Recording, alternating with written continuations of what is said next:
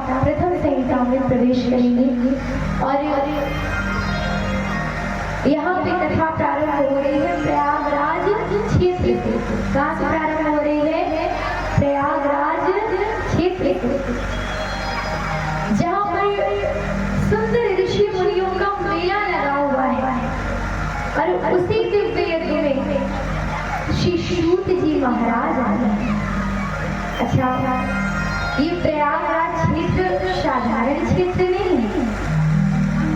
कहते हैं कि जिस व्यक्ति की मृत्यु प्रयागराज क्षेत्र में होती है ना, तो उसका कल्याण हो जाता है।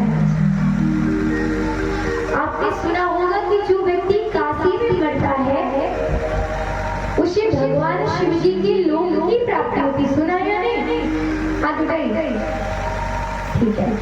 तो इसी प्रकार काशी के साथ साथ जो भी व्यक्ति प्रयागराज क्षेत्र में मरता है उसे भी प्रभु के लोक की प्राप्ति होती है। लेकिन कौन से प्रभु? विष्णु भगवान जी। क्योंकि पहले जो समय था उसमें काशी और प्रयाग में मरने वाले व्यक्ति शिव लोक ही जाते थे। लेकिन बाद में शिव जी ने वरदान दे दिया तो प्रयागराज में मरने वाले व्यक्ति भगवान विष्णु के लोग जाते हैं। अच्छा, ये प्रयागराज साधारण नहीं, बड़ा दिव्य प्रयागराज है।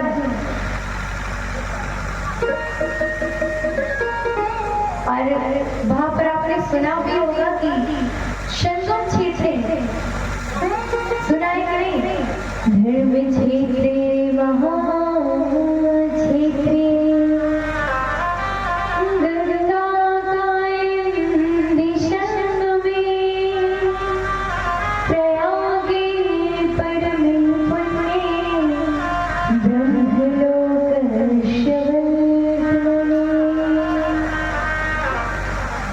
धर्म क्षेत्र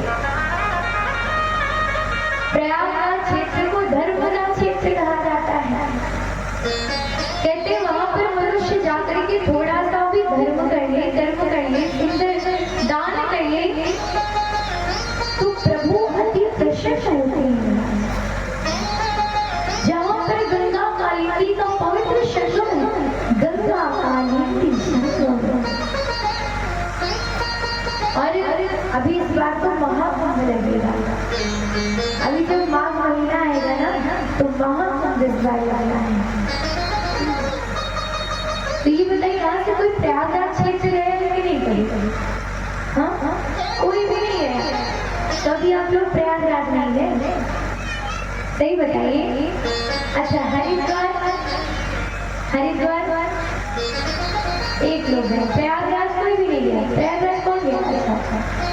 अच्छा, चलिए। तो प्रयागराज में ये जो सुंदर संगम स्थान है, जहाँ पर नदियों का संगम है, कहते हैं उस स्थान पर यदि मनुष्य स्नान कर लेता है तो उसको 84 के चक्कर में भटकना नहीं पड़ता। ऐसा वो पवित्र स्थान है।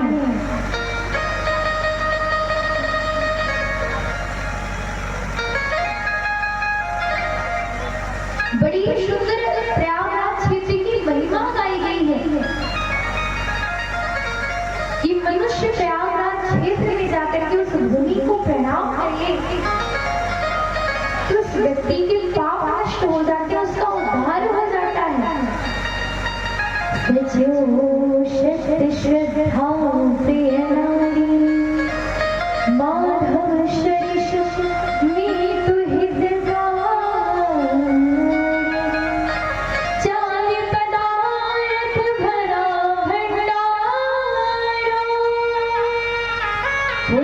प्रदेश देश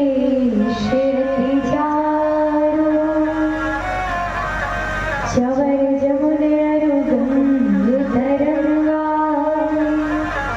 देखी हो दुखदारिद भंगा को कही सकई प्रयाग प्रभाव कलुष कुंज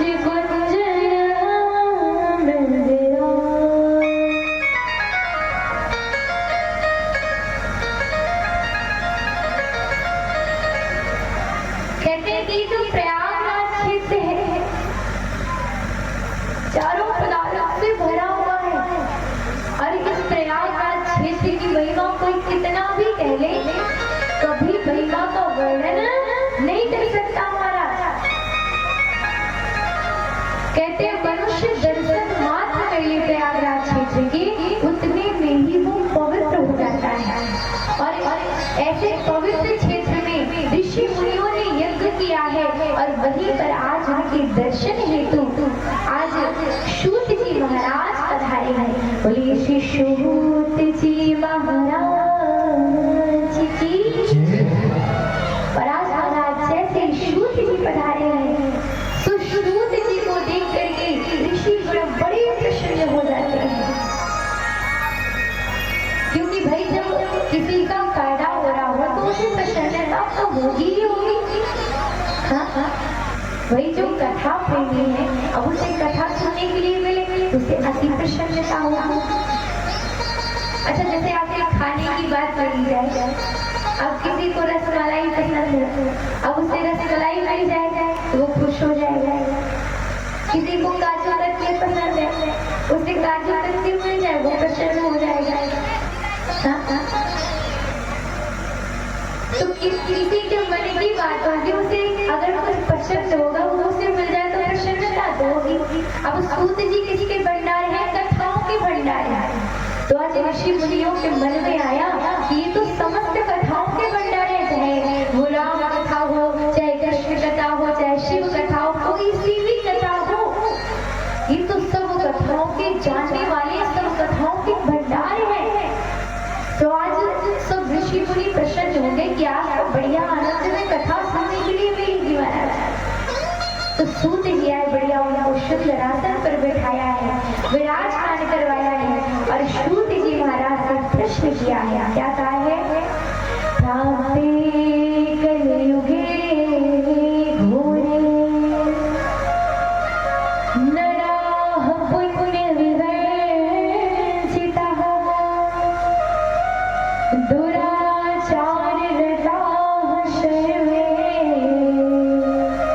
सत्यवाता परामुखा। कहते प्राप्ते कलयुगे घोरे। जैसे कल हम चर्चा कर रहे थे, शौनक ऋषि ने प्रश्न पूछा था कलयुगी प्राणियों का उद्धार करके, तो आज ऋषि गण सूत जी से कह रहे, क्या कह रहे हैं? ये जो कलयुगी के प्राणी प्राप्ति कलयुगी घोरे, ये इतने माया मोह में फंस गए, इतने माया मोह में लिप्त हो गए महाराज कि इनको पता ही नहीं कि भगवान ने इनको किस लिए यहाँ पर भेजा है। हिंसा करते हैं, लड़ाई करते हैं, एक दूसरे से ईर्ष्या करते हैं। अरे प्रभु, इनका कल्याण कैसे होगा? इनका उद्धार कैसे होगा? क्या उपाय किया जाए जिससे सभी प्राणियों का कल्याण हो जाए?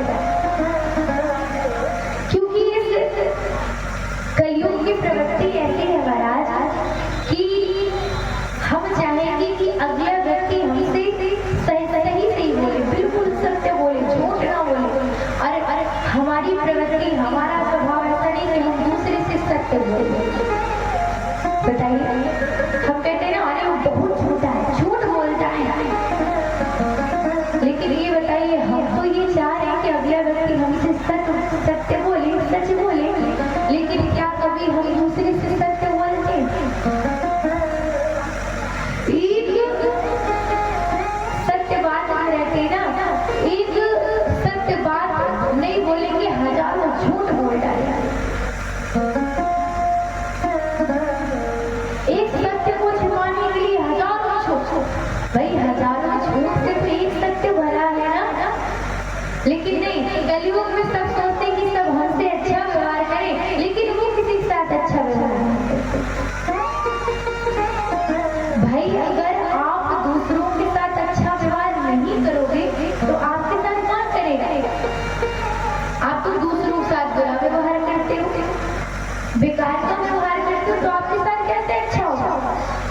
भाई कहा जाता है कि वह व्यवहार दूसरों के साथ आप मत करो जो आपको स्वयं के लिए पसंद नहीं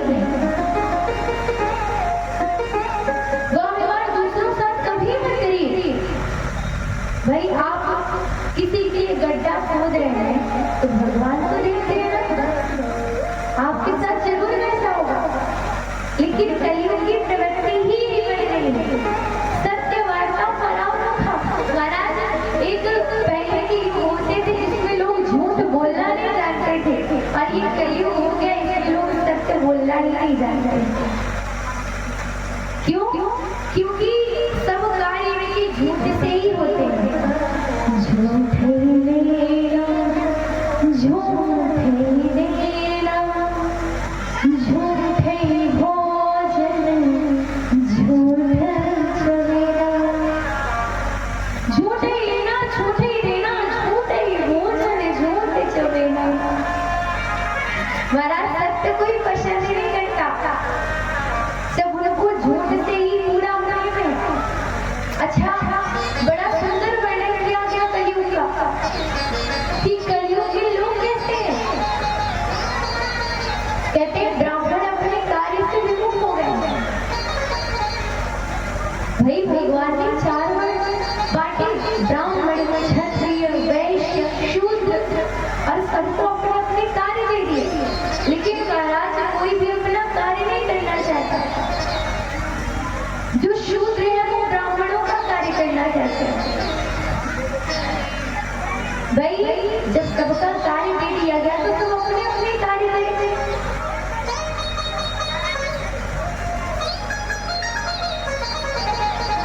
और ऐसा वर्णन किया गया है कि जो व्यक्ति अपने वर्ण के अनुसार अपने कार्य को करता है वो धर्म के मार्ग पर है, और जो व्यक्ति जिस वर्ण का है अपने वर्ण के अनुसार कार्य नहीं कर रहा है तो वो निश्चित ही अधर्म मार्ग में प्रवेश कर गया है।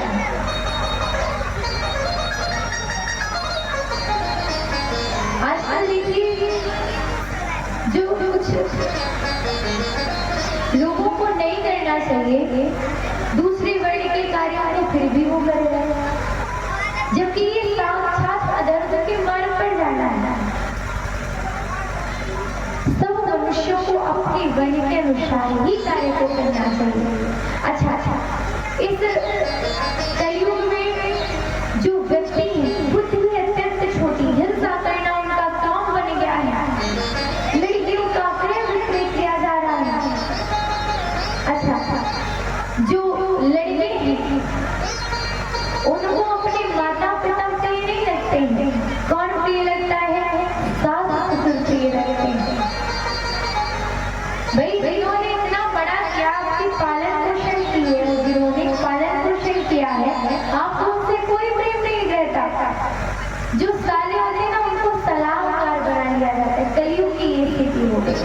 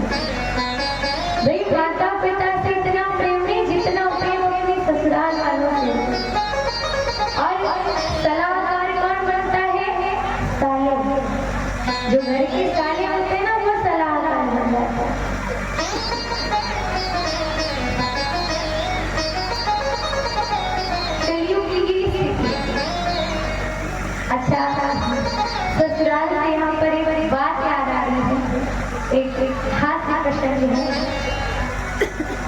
कहते हैं कि एक व्यक्ति था, सुनिएगा ध्यान से, उसकी शादी बचपन में कर दी गई। तो भाई बचपन में शादी हुई तो जो लड़की के पिताजी थे उनकी नौकरी लग गई। तो नौकरी के चलते वो शहर चले गए, कई साल व्यतीत हो गए। तो जब ये जिनकी शादी हुई थी, दोनों का जिनका विवाह हुआ था, लड़के और लड़की का, तो ये जब बड़ी हुई तो जो लड़का था उसकी माता ने कहा कि देखो ऐसा है, अब तुम बड़े हो गए हो तो जाओ ससुराल में, तुम्हारे ससुर जी को फोन कर दूंगी और ससुराल जाकर के अपनी पत्नी को ले आओ। क्या करो? ससुराल जाकर के अपनी पत्नी को ले आओ। अब भाई गांव का लड़का बेचारा बोला भाला, माँ ने कहा देखो जा तो रहे हो, लेकिन इस बात का विशेष ध्यान देना, इस बात पर विशेष ध्यान देना कि वहां पर नीचे स्थान पर मत बैठना, बड़े बढ़ करके रहना, थोड़ा ऊंचे स्थान पर बैठना, नीचे स्थान पर बैठने की आवश्यकता नहीं है। और कोई कुछ पूछे तो ज्यादा कुछ नहीं, बस हाँ ना में जवाब देना, ज्यादा बोलना वहां पर। बेटे ने कहा ठीक है। अच्छा इधर ट्रेन पे बैठा बेटा, अब पहुंच गया ससुराल।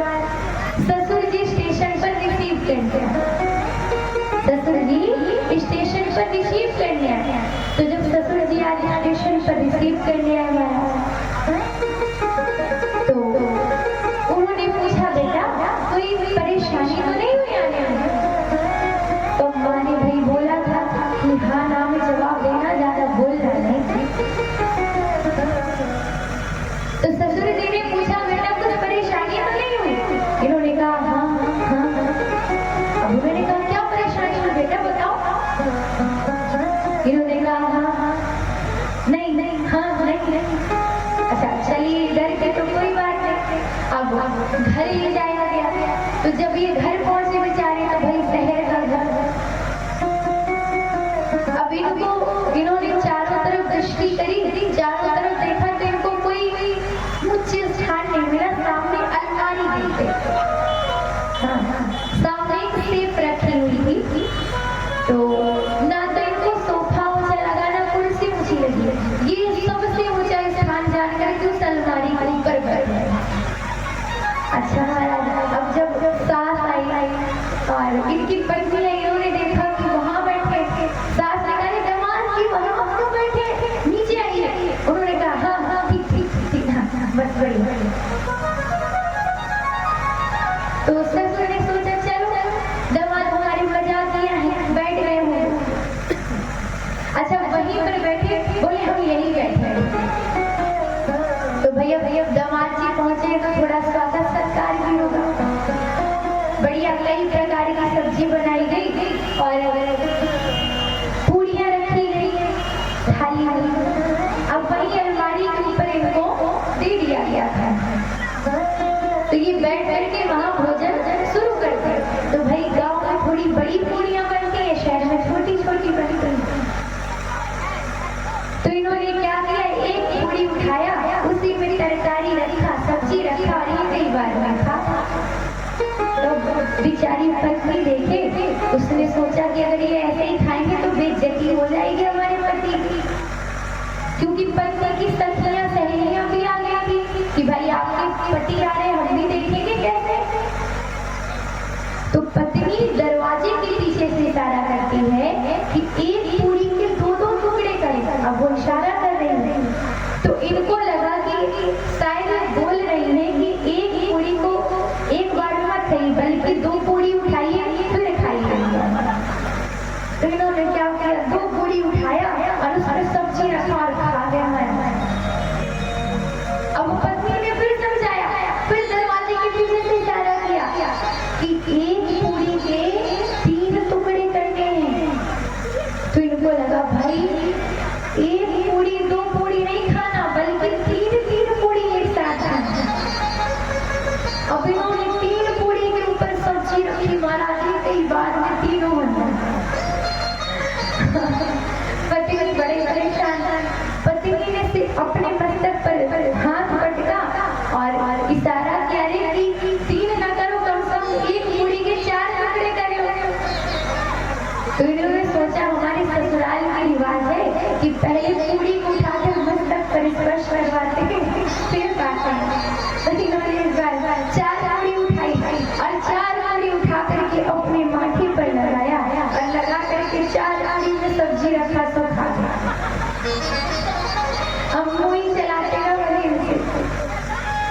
भाई तो 4 पूरी इकट्ठा खा ले। अब इतनी भी छोटी पूरी नहीं बनती शहर में कि 4 पूरी कोई खा जाए।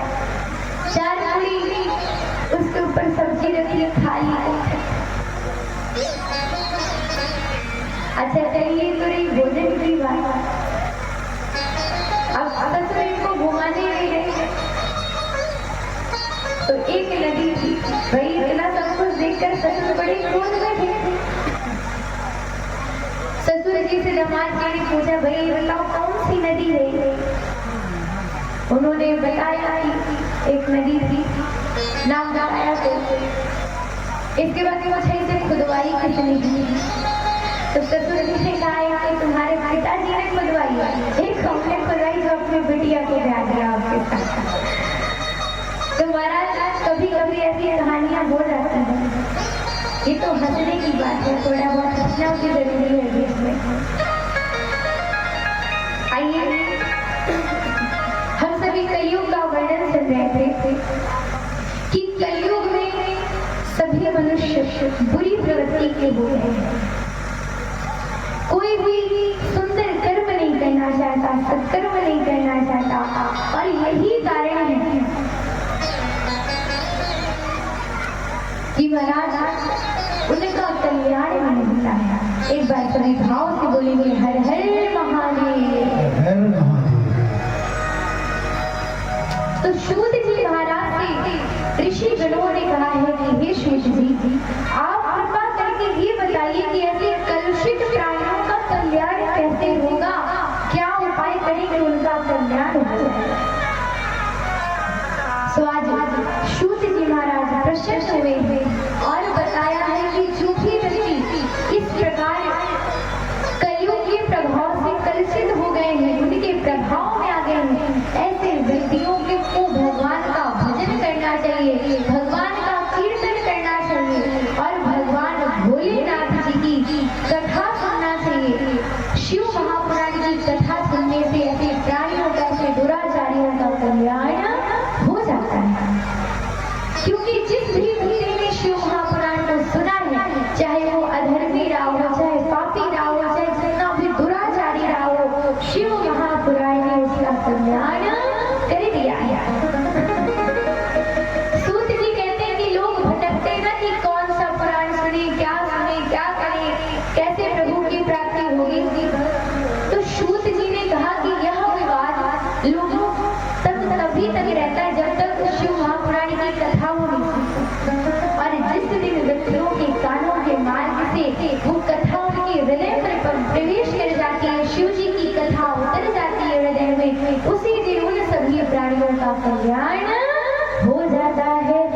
हर हर महादेव। इसलिए ऐसी कृपा कीजिए। आज ऋषि गणों ने कहा, सूत जी जब शिव महापुराण की कथा ऐसा फल देने वाली है तो आप कृपा कीजिए और हमको कथा का श्रवण पान करवाइए।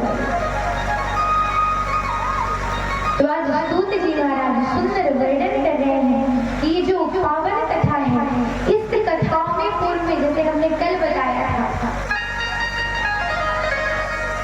इस पावन कथा में 1,00,000 श्लोक थे। पहले कितने श्लोक थे?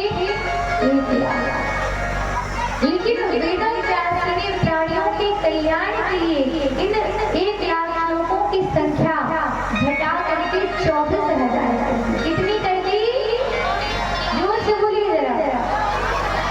और 24,000 श्लोक के साथ साथ इन्होंने 7 संहिताओं का वर्णन भी किया। पहली संहिता विद्येश्वर संहिता, दूसरी रुद्र संहिता, तीसरी सतरुद्र संहिता और चौथी कोटि रुद्र संहिता और 5वीं उमा संहिता, 6वीं कैलाश संहिता और 7वीं वायवीय संहिता। इसके बाद सुंदर वर्णन सुनाया जा रहा है। सूत जी महाराज कहते हैं कि एक बार की बात है कि 6 कुल के ऋषियों में, ब्राह्मणों में विवाद हो गया और वो ब्रह्मा जी के पास पहुंचे। उनके पास जाकर के कहते हैं कि हे प्रभु, हमको ऐसे कथा सुनाइए, ऐसे कुछ कथा का श्रवण पान करवाइए कि जिसके सुनने से हमारा कल्याण हो जाए, हमारा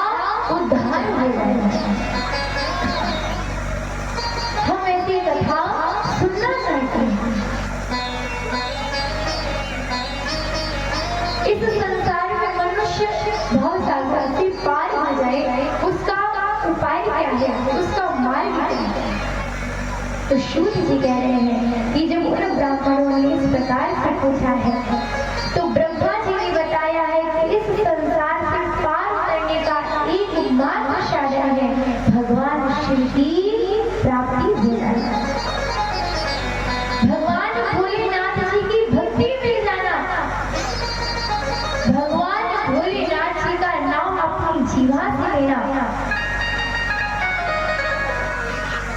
और जिस भी व्यक्ति ने जीवा से नाम लिया वो अंत में प्रभु के लोक को प्राप्त करता है। और प्रभु के नाम से ज्यादा सरल इस संसार से, इस भव सागर से पार करने का मार्ग कुछ भी नहीं है। और सत्य कहे तो ये जीवन धीरे धीरे धीरे धीरे व्यतीत हो रहा है, धीरे धीरे गुजरता जा रहा है, व्यतीत होता जा रहा है। तो कुछ नहीं कर सकते तो नमः शिवाय नमः शिवाय नमः शिवाय बोलते रहिए, क्योंकि प्रभु के नाम जप करने में बहुत शक्ति है। हमारे एक पुण्य के प्रताप से हजारों पाप कट जाते हैं। तो जीवन बीत रहा है, इसीलिए आप लोग जीवन चला जाए उससे पहले प्रभु का भजन करें।